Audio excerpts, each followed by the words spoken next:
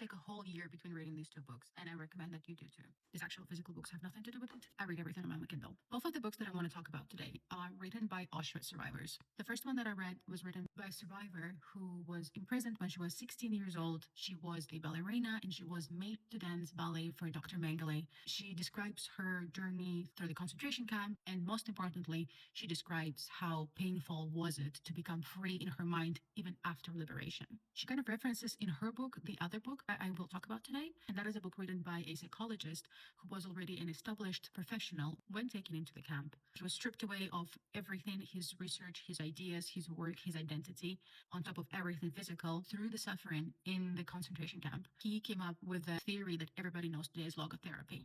And the author of the first book started the journey of liberating herself from her mind's prison by reading his book.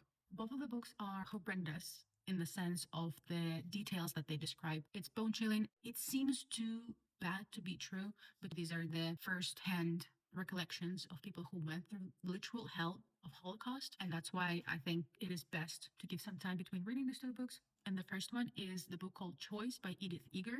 I first learned about Edith Eger by listening to a podcast where she was a guest on.